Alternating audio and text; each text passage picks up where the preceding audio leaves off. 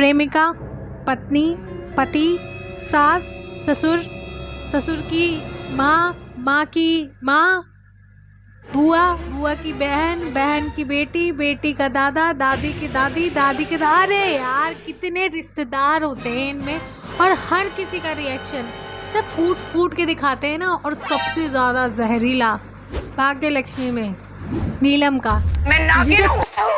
नागिन, एक नागिन, एक इच्छाधारी नागिन, मैं हूँ इच्छाधारी नागिन।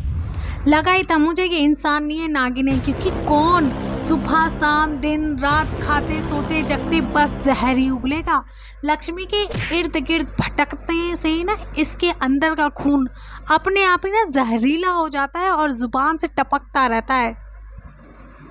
पहले तो लक्ष्मी इतनी प्यारी लगती थी कि उसकी आरती उतारी, खुद रिश्ता लेकर गई और उसकी शादी अपने बेटे से कराई। और अब मनूस मनूस मनूस ये शब्द तोते की तरह रट रखा है। मुझे ना कभी कभी नीलम के नज़र में, नीलम के स्वभाव में नीलम तोते के रूप में दिखाई देती है। नीलम इक्वल टू तोता और तोता इक्वल टू रट्टू तोता, और नीलम भी लाइक मनूस मनूस मनूस मनूस मनूस मनूस मनूस। कभी मनूस मनूस को छोड़कर कुछ और भी बोल दो नीलम जी। नहीं। सास अगर ऐसी है तो सौतन कैसी होगी? तो सौतन महा तेज है। सौतन को पता है सब कुछ, लेकिन उसने कान आँख नाक सब बंद कर लिए ये सोच के कि मैं 7 जन्म ऋषि के साथ ही निभाऊंगी, क्योंकि अगले 7 जन्मों के लिए ऋषि तो मेरा, और उससे शादी तो मैं करके ही रहूंगी। चाहे ऋषि ने इसके मुंह पर लक्ष्मी आई लव यू क्यों ना कह दिया हो, फिर भी लक्ष्मी से प्यार कर। 7 जन्म ऋषि के साथ ही रहूंगी। पर मेरा ये सवाल है कि पहला जन्म तो तू अच्छे से काट ले, क्योंकि पहले ही जन्म में ऋषि के इरादे ठीक नहीं लग रहे। वो तो रूठे तो हुजूर थे मेरी क्या खता, के साथ इच्चक दाना खेल रहा है, तो वही तू मेरी गर्लफ्रेंड मैं तेरा बॉयफ्रेंड, ऐसे गेम चल रहे हैं और इसे पता ही नहीं है। और ये हर किसी को बोलती है ऋषि सिर्फ मुझसे प्यार करता है, सिर्फ मुझसे, वो मेरा है मेरा है। यार क्या मेरा है? तू एक बार उसके सामने जा और स्वभाव देखिए और उसकी आई कांटेक्ट देखिए, पता चल जाएगा वो तेरा कम लक्ष्मी का ज़्यादा है। लेकिन कहते हैं ना कि कुत्ता पालो बिल्ली पालो, लेकिन गलतफहमी मत पालो। और इस मलिष्का ने कुत्ता बिल्ली गलतफहमी सब एक साथ पाल रखी है। पता नहीं किस मिट्टी की बनी है कि इसके सामने सब कुछ चलता रहता है, रोमांस चलता है, वो बंदी उसकी जान बचाती है, बंदा जान बचाता है, लेकिन घंटा फर्क पड़ता है इसे नहीं। इसे बस ये याद है, ऐसा लगता है ना कि जिसे जो सो के उठता है हिप्नोटिज़म से, और हिप्नोटिज़म से पहले उसे जो बोल दिया जाता है, इसे भी यही बोल दिया गया है हिप्नोटिज़म में ये है, और इसे ये बोल दिया गया है कि ऋषि तेरा पति है, ऋषि तुझसे प्यार करता है।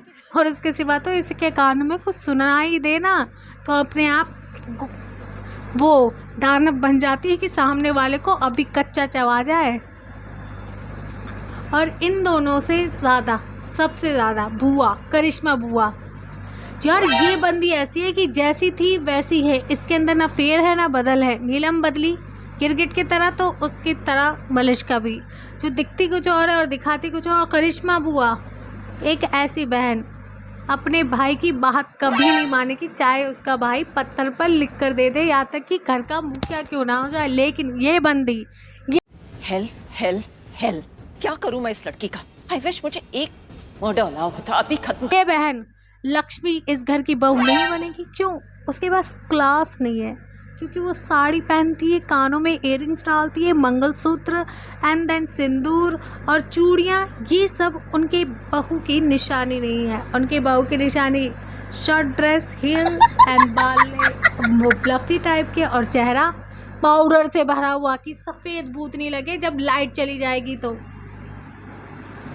खैर जितना फ्रस्ट्रेशन निकालूँ ना उतना कम है। फिलहाल इन तीनों को लेकर तो मेरा ऐसा मन कर रहा है कि यमराज जी को बुलाऊं और इनके पकोड़े तलवाऊं। नीलम, विक्रांत, ऋषि, लक्ष्मी, क्या है यार, इनमें से कौन सही कौन गलत ये तो पता नहीं, लेकिन इन तीनों को मैं सच में पकोड़ों की तरह तलवा दूंगी। ऋषि तो खैर बच जाएगा लक्ष्मी के भाग्य के चक्कर में, लेकिन ये मलिष्का, करिश्मा और नीलम ये तीनों ना बचने वाली। वैसी आड़े आते आ चुकी है फैंस के।